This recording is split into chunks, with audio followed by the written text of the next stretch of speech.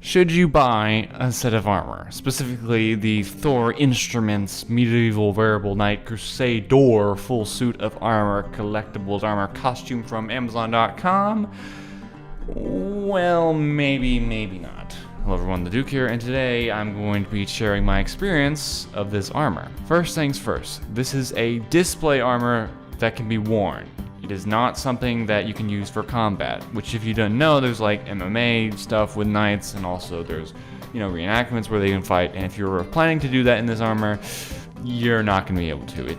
The movement is not going to, it's not going to support that. It's just, this is a display armor that can be worn.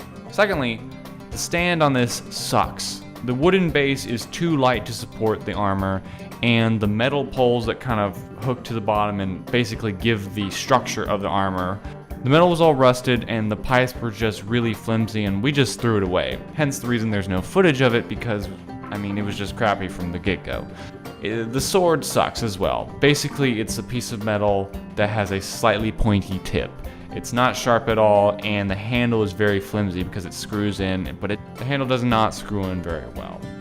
The shield, however, shield's pretty cool, and so is the cape. The cape's, it feels nice, it looks nice. We got a little dirty, and hey, it adds to the armor because the back of the legs are exposed.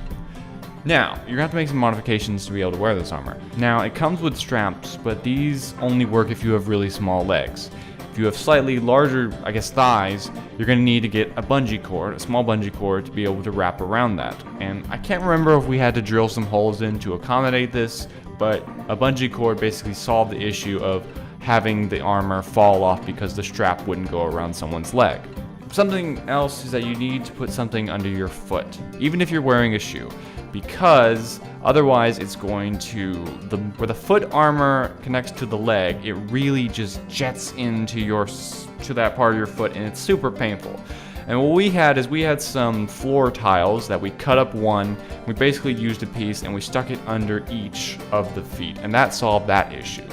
Now all we wore underneath the armor was just a sweatshirt and then some cargo pants. And secondly is that when you put on the main armor of your torso, it really digs into your neck.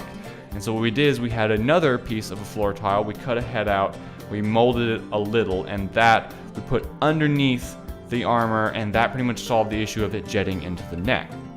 Now, you're gonna need someone to help you put this on. It's borderline impossible to be able to do it on your own. To be able to put on the legs, then the torso, then the arms, then the gauntlets, and then of course the helmet, it's a big deal.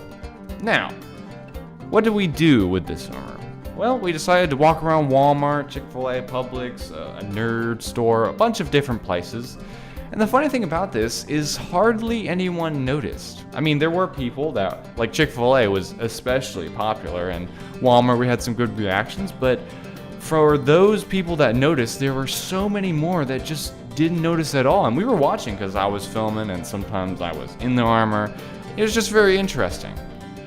Now, if you wear this in hot climates, you're gonna be sweating because we were filming it in March and it was a little cold out, and man, my friend was steaming. It was so sweaty, and it was chilly out that day. And you're gonna get a workout wearing this armor. I think it's actually 65 pounds. Yeah, I think that's what it says on the Amazon page. Now, I am by no means an armor expert.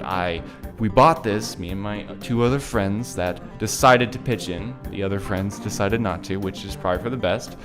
But the reason we bought this is just for fun. We just thought, hey, what if we actually got a knight medieval armor that, looked like a crusader, or just a set of armor in general, just to wear and be fun with. And I think it did a good job with that, although in hindsight, we probably would have looked for something that would have been basically a wearable armor that can be displayed rather than a display armor that can be worn. Also, another thing is the gauntlets are a little finicky to put on. We actually put on some tactical gloves instead because it just looks better, and the gauntlets don't really work that well.